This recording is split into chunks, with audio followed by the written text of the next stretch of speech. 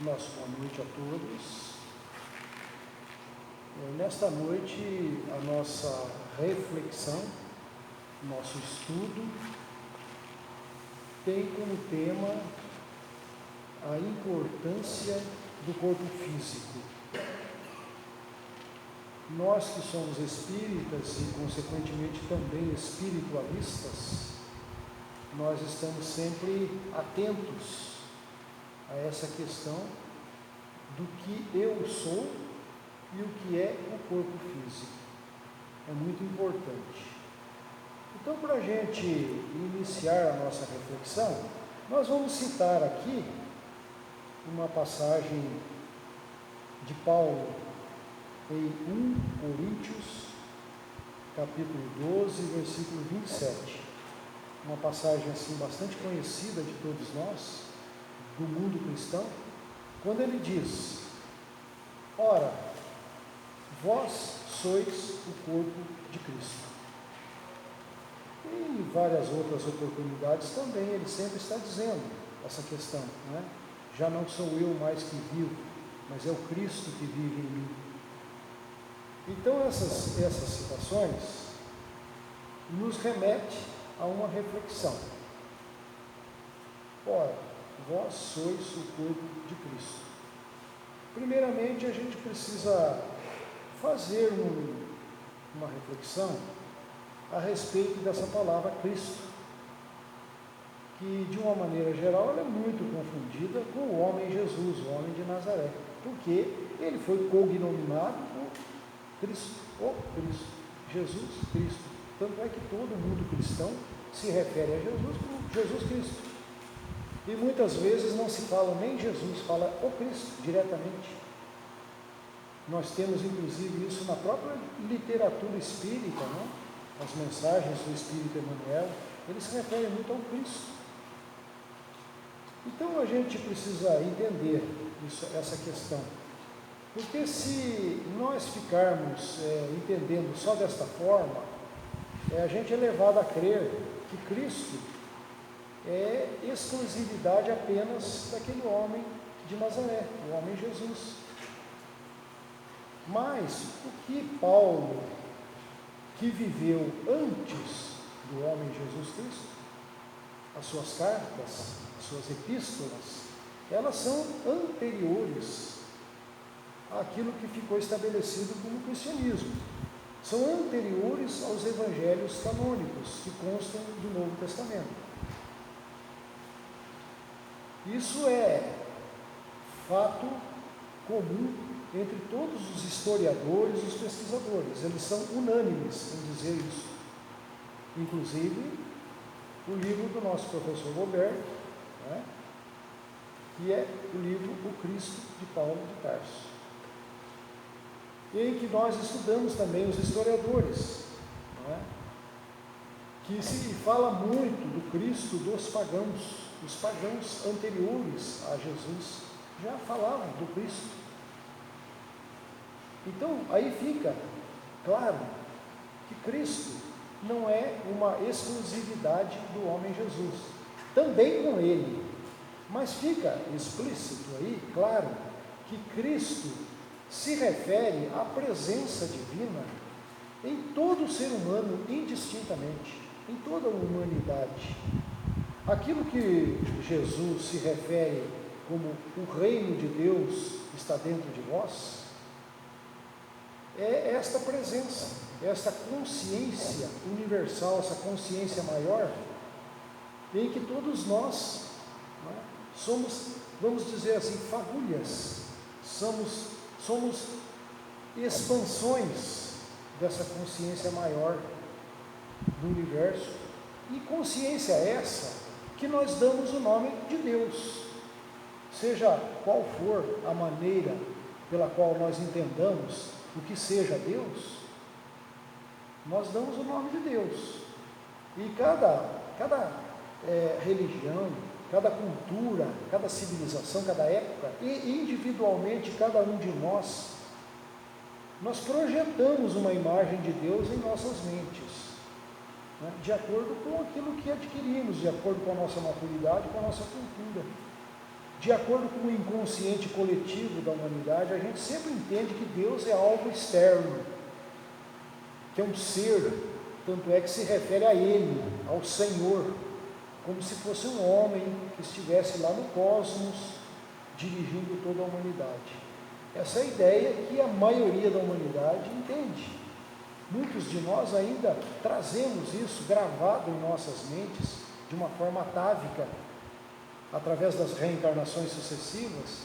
A gente se refere a Deus como algo externo, um Senhor.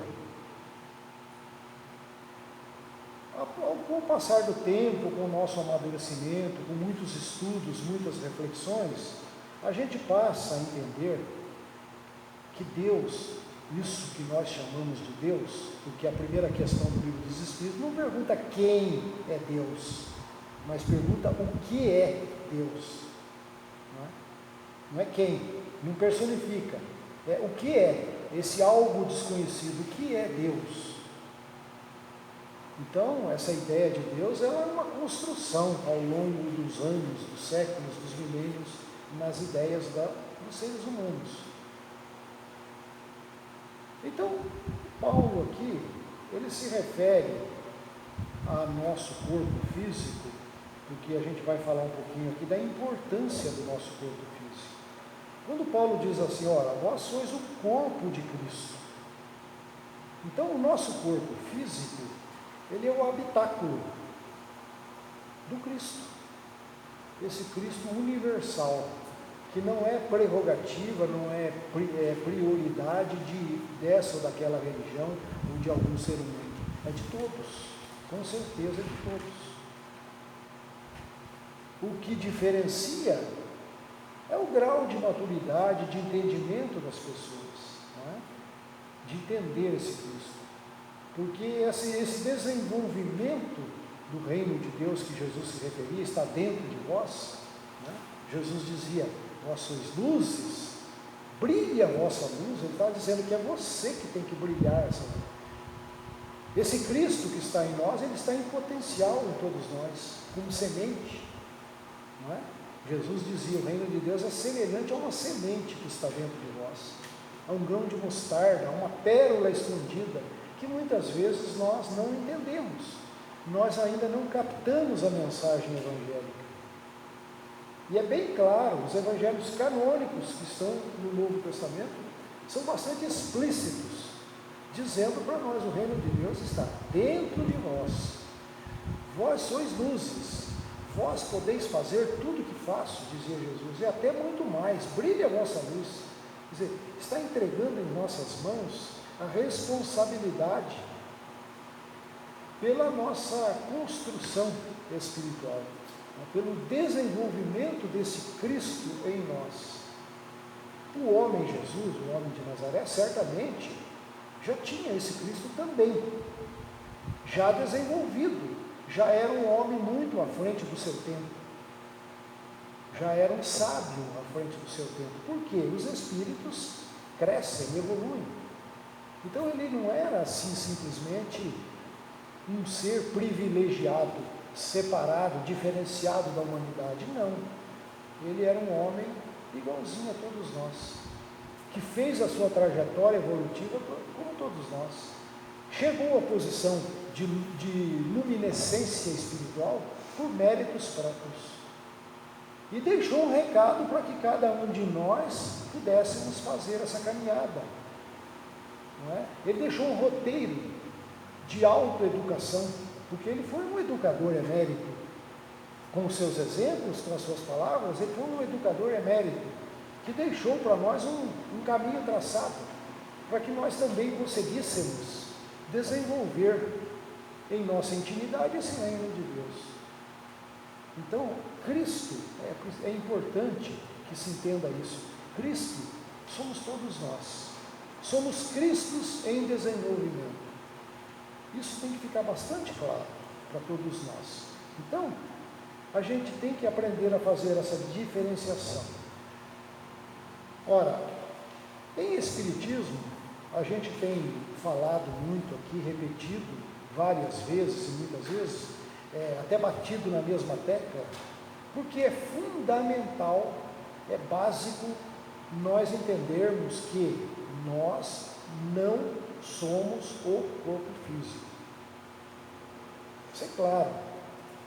Nós estamos habitando temporariamente um corpo físico que as leis naturais do universo nos oferecem. O espírito, ao reencarnar, ele coleta, vamos dizer assim, da matéria do planeta, no caso nós aqui, o planeta Terra, a matéria do planeta para formar um corpo físico e usar este corpo físico como ferramenta de trabalho, como laboratório de experiências no campo terrestre. Daí porque o Livro dos Espíritos pergunta: qual é a finalidade da encarnação dos espíritos? Ora, quando se diz finalidade da encarnação, se o espírito está encarnando é porque ele veio de algum lugar, não é? Ele estava desencarnado, ele não estava com um corpo de carne. Então, nós quando nascemos, qual é a finalidade da encarnação? Essa pergunta. É o melhoramento progressivo de todos nós, é a evolução e a contribuição para a melhoria do mundo em que vivemos, no compartilhamento de experiências com os seres humanos. Mas não é só a encarnação. Para o mundo cristão tradicional, existe apenas uma encarnação. O espírito nasce num corpo, vive aqueles anos, desencarna, morre e, com várias interpretações, nós ficamos aguardando algum momento aí na eternidade, não se sabe quando, a vinda de um julgador que fará esse julgamento e a separação dos bons e dos maus, premiando uns com os céus e castigando outros com o inferno. Isso é básico, são a teologia das igrejas. E não aceitam a reencarnação.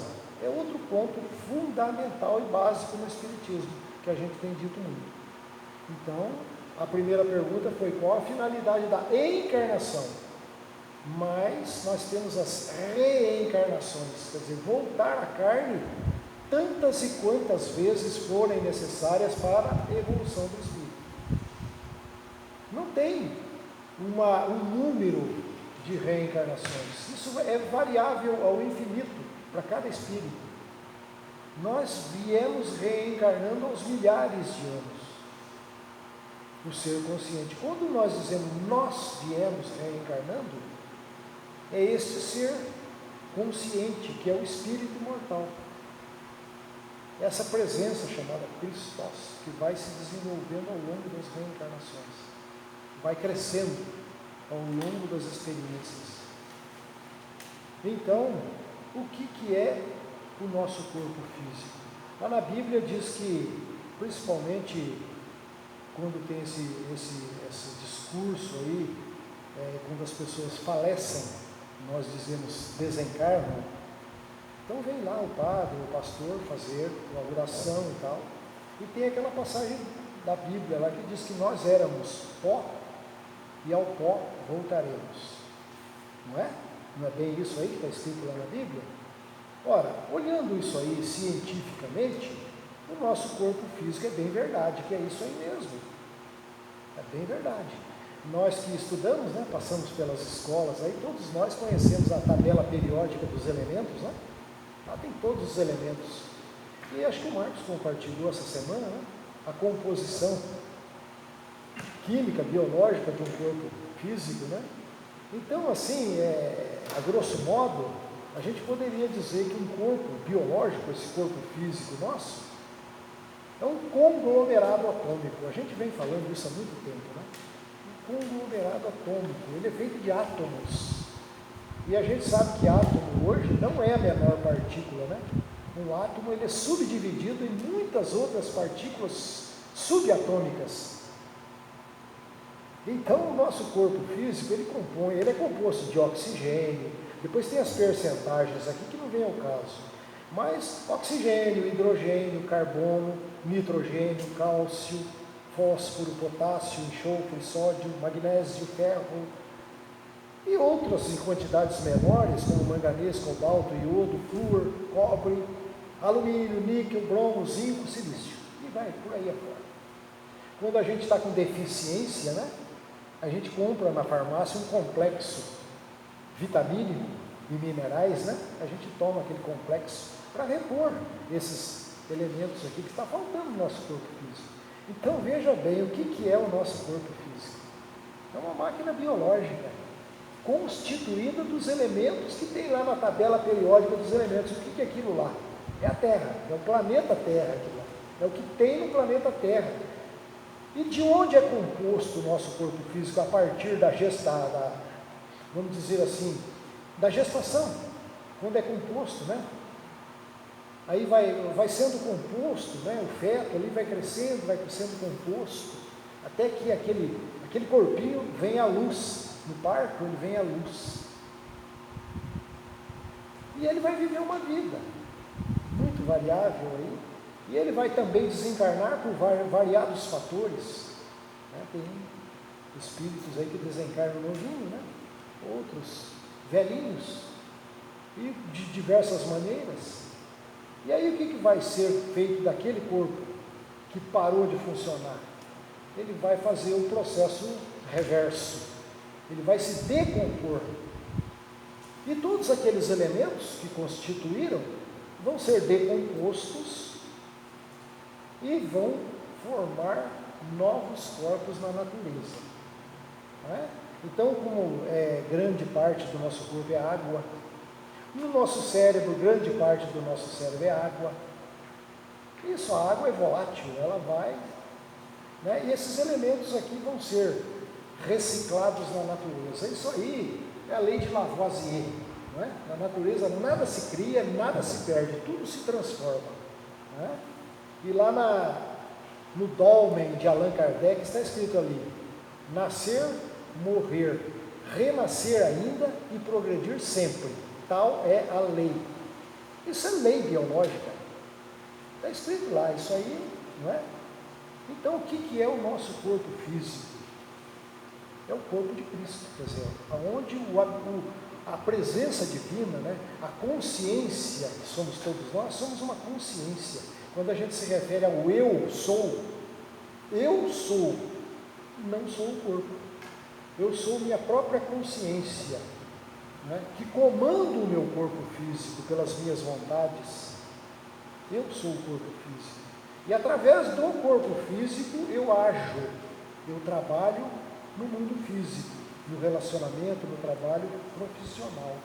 Uso o meu corpo físico como ferramenta. É muito comum, não é para todos, mas existem pessoas que, a título de alcançar a espiritualização, a beatitude, pessoas se afastam do convívio humano e se retiram, né, para os chamados retiros espirituais. E pessoas que ficam lá a vida inteira apartado da convivência humana, só em orações e meditações e coisas assim. São chamados ascetas. Se retiram da convivência humana e vivem naqueles mosteiros afastados da convivência humana, da sociedade humana. Outros martirizam o seu próprio corpo físico através de silícios, chamados silícios, não é? Quem assistiu aquele filme O Código da Vinci, não é? Lá tem isso, né? A martirização do corpo físico. Pega-se um silício, algo cortante, bate nas costas, se martiriza, porque esses espíritos encarnados entendem que o corpo físico é o corpo do pecado. É o corpo do pecado. Aliás, isso é um dogma. Sem crítica, mas é um dogma da igreja. Dizer que todos nós nascemos com o pecado original. Nós nascemos pecadores. Se nós não nos batizarmos, nós morreremos com o pecado original. De onde veio essa ideia de pecado original? não é? Não tem aquela reza que diz assim, ó Maria concebida sem pecado? Por quê? O sexo é pecado, por acaso? Se toda a humanidade reencarna através da relação sexual, por acaso é pecado isso? Se é uma lei biológica, uma lei da natureza, onde está o pecado aí? Que pecado é esse? Então, nascimento virginal. Só Jesus nasceu sem contato físico, não é? Contato sexual. Jesus foi vindo através de um anjo que trouxe ele aqui. Então, isso são mitos, são crenças que as pessoas acreditam. Isso a ciência não aceita isso. Não é? Nós todos reencarnamos através de uma relação sexual. Isso é tão natural, tão, né? Muito natural isso. Então, aí, essa concepção pelo pecado veio dizer que nós temos que nos batizar, nos filiar, porque senão nós vamos morrer pecadores.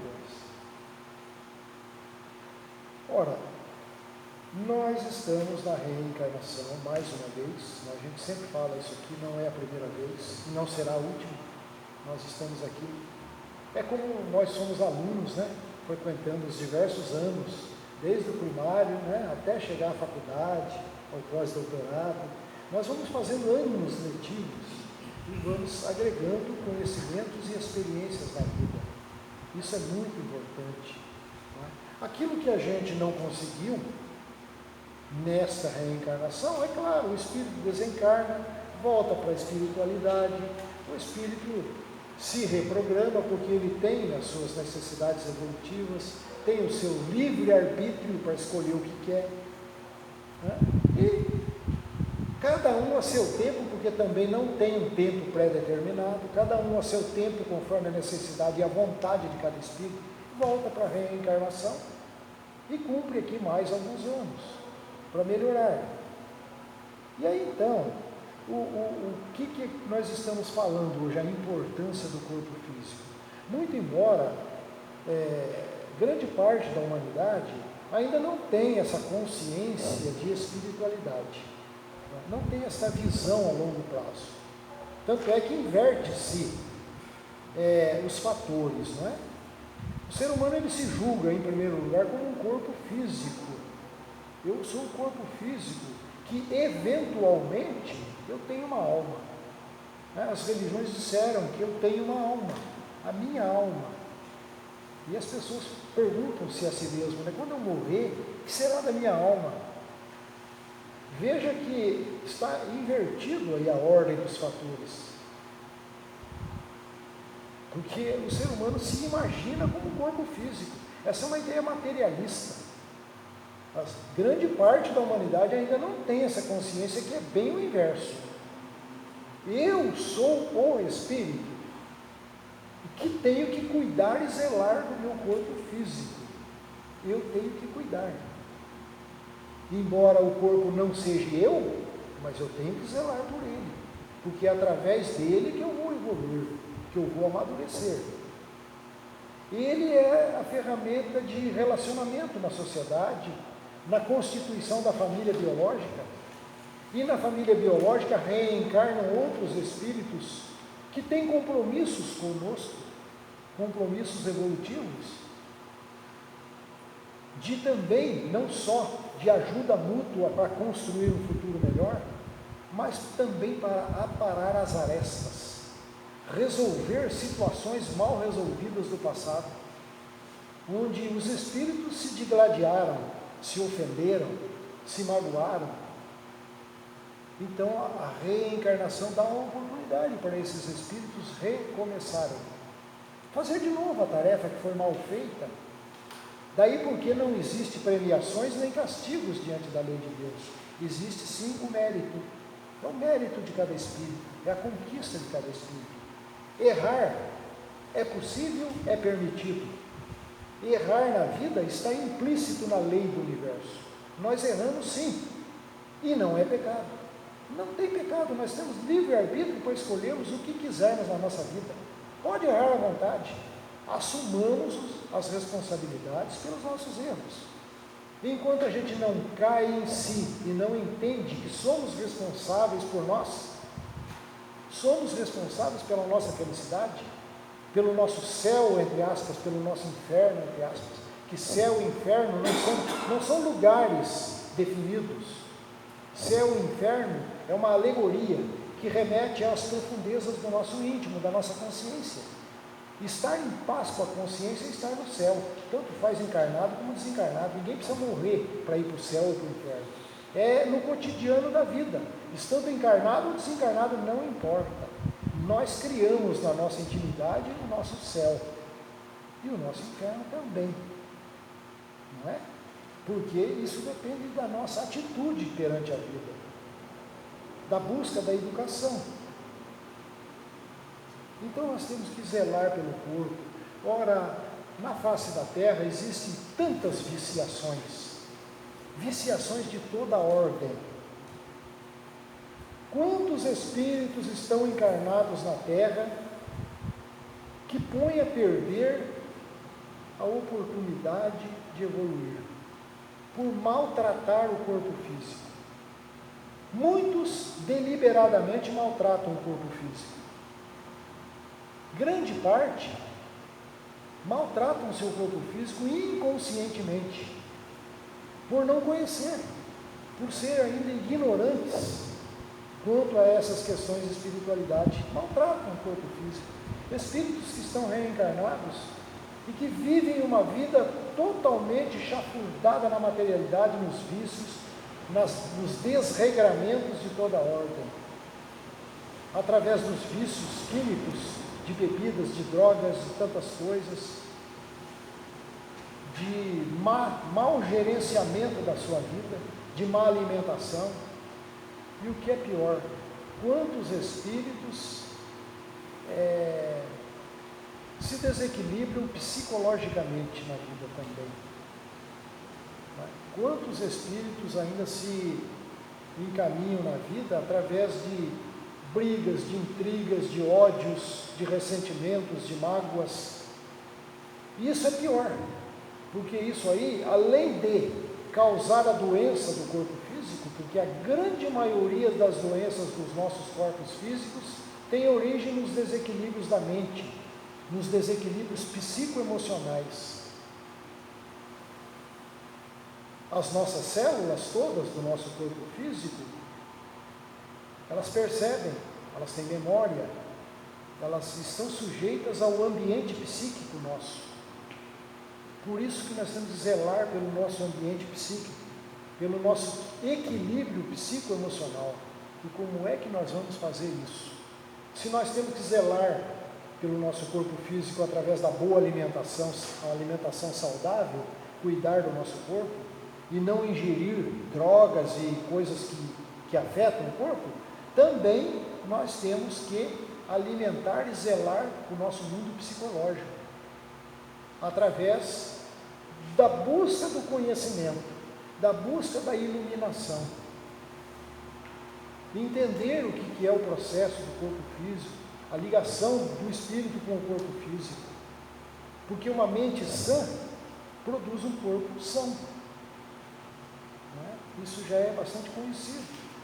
Nós não podemos alegar ignorância, porque está disponível a todos nós, principalmente hoje na moderna tecnologia.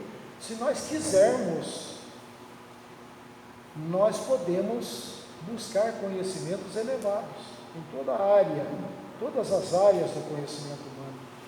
Nós podemos alimentar as nossas mentes com coisas construtivas, com ensinamentos que elevam o nosso padrão vibratório, porque nós somos energia, nós como espíritos imortais somos energias, e o corpo físico também é energia, porque é um condensamento de energias que formam os átomos, que formam o nosso corpo físico.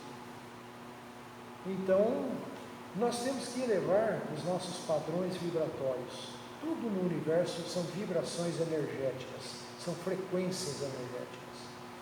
Então nós temos que, a nossa mente, ter vibrações elevadas, pensar e agir no campo do bem, aprender o que é correto, fazer a diferenciação daquilo que é bom para nós, daquilo que é ruim. O que é bom, o que é ruim? É uma pergunta para todos nós. Né? Cada ser humano tem uma medida do que seja bom e do que seja ruim.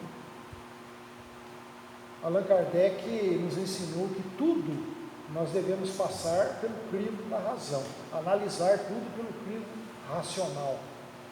Mas cada um de nós tem uma medida do que seja razão, do que seja racional. Né? Porque cada um de nós está num grau evolutivo de maturidade na vida, de entendimento da vida. Cada um de nós temos a nossa medida de crivo da razão. Então é muito importante. Então essa viciação é que conduz a humanidade, quantas vezes, ao desencarne prematuro. Quantos espíritos desencarnam prematuramente, jovens ainda, por agredir os seus próprios corpos físicos?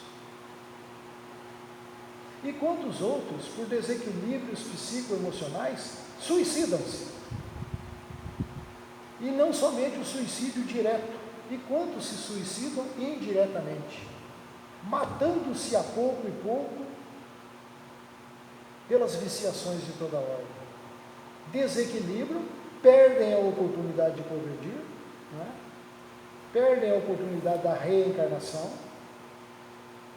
saem fora do corpo físico, continuam sendo espíritos, continuam com seus problemas psicoemocionais depois de desencarnados. Falta de perdão. Perdão é um veneno. Não é? Perdão é o antídoto, melhor dizendo, perdão é o antídoto do ódio, da raiva, do ressentimento.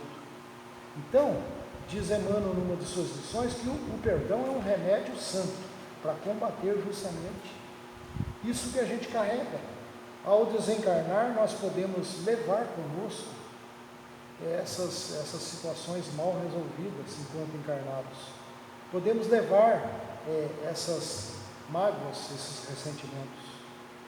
E teremos que acertar isso, mais cedo ou mais tarde, através das reencarnações. Né? Então, quanto mais nós tivermos consciência disso, estivermos conscientes que o meu corpo físico é um patrimônio que é ofertado a nós pelas leis do universo. É um patrimônio que a gente tem que zelar. Nós temos que ter presença na nossa vida.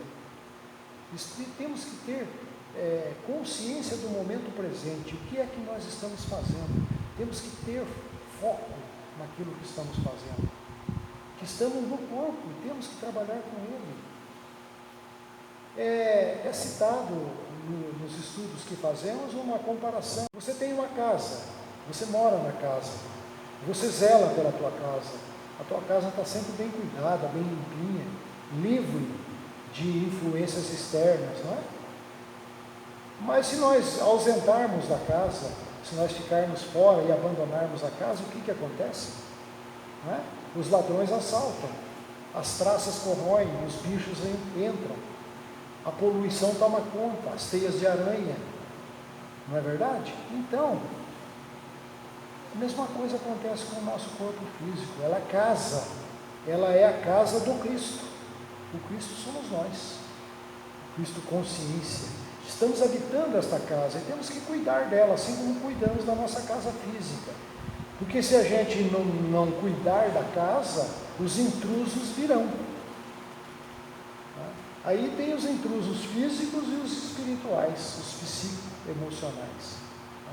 Cada um de nós temos as companhias espirituais que escolhemos para nós. Da mesma forma que na sociedade humana onde a gente convive, a gente elege as companhias que gostamos, né? As nossas amizades, as nossas convivências, nós escolhemos aqueles que temos sintonia, que gostamos das mesmas coisas.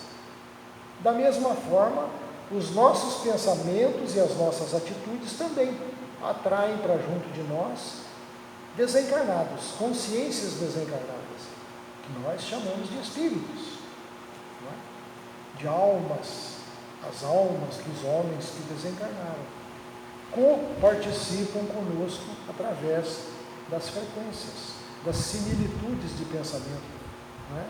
Das empatias espirituais. Assim como na Terra nós temos os partidos políticos, que nós brigamos entre nós pelos partidos, nós brigamos entre nós pelos nossos times de futebol de preferência, não é? Nós brigamos por tanta coisa, porque um gosta de uma coisa, outro gosta de outra. Então, da mesma forma, essas sintonias espirituais, da mesma forma. E quando nós desencarnamos, nós saímos deste corpo, que comumente nós chamamos de morreu, fulano morreu. O que morreu? Parou de funcionar aquela máquina biológica. E o espírito se ausenta, porque aquela máquina biológica não funciona mais. O espírito se desliga, desencarna e continua sendo ele mesmo, não é?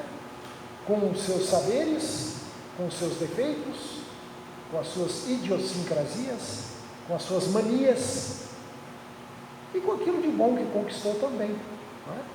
Daí quando a gente volta numa próxima reencarnação, aquilo de bom que a gente aprendeu, as experiências, vai facilitar a nossa nova vivência. E aí a gente diz, puxa, fulano tem um dom maravilhoso para essa área do conhecimento. Por que ele tem esse dom maravilhoso? Que muitas vezes a pessoa diz, Deus deu para aquela pessoa um dom maravilhoso. Deus é o Cristo interno que conquistou. Deus sou eu sou a presença. Porque Jesus mesmo disse, vós sois deuses. Não é? Não está escrito lá no Novo Testamento? Jesus disse, vós sois deuses. Então nós somos deuses. Nós tomamos as nossas iniciativas livres e construímos a nossa vida. E aqueles que desde tenra idade, de infância até, já têm más tendências, é porque ainda não conseguiu domar essas más tendências. E já reencarnam e vêm, aquilo está impregnado no seu mundo psíquico e vivem uma vida de desarmonia e desequilíbrio. Para nós encerrarmos, a frase fundamental do Espiritismo: reconhece-se o verdadeiro espírita pela sua transformação moral e pelos esforços que faz diariamente para domar as suas más tendências, as suas más inclinações. Não é? A gente tem que fazer esforços para domar as nossas más tendências, que são os vícios, os erros nossos, que a gente muitas vezes repete. Para nós espíritas está dizendo, reconhece o verdadeiro espírita, mas isso não é prerrogativa só do espiritismo, é para qualquer ser humano. Não é? Então a gente poderia trocar isso, reconhece-se o ser humano que busca ser bom, que busca melhorar, justamente por isso, pelo esforço que ele faz para domar as suas más inclinações e se tornar um ser humano melhor. Isso ele pode fazer em qualquer outra religião, ou mesmo sem religião. Existem ateus que são muito melhores do que religiosos de carteirinha. Tem ateus que fazem muito mais, não é? Que na verdade eles estão sendo mais espiritualistas do que aqueles que rezam o dia inteiro e são hipócritas, conforme dizia Jesus. Reza, reza, reza, reza, mas na convivência humana lá fora são hipócritas. Então, essa mensagem nos chamou a atenção para essa necessidade de nós zelarmos pela nossa casa física, porque nós estamos habitando, é a nossa casa, temos que manter ela cuidada. Porque quando formos embora, a gente vai embora de consciência tranquila, que a gente fez o melhor que pôde, o melhor que estava ao nosso alcance para nos melhorarmos. Assim, muito obrigado.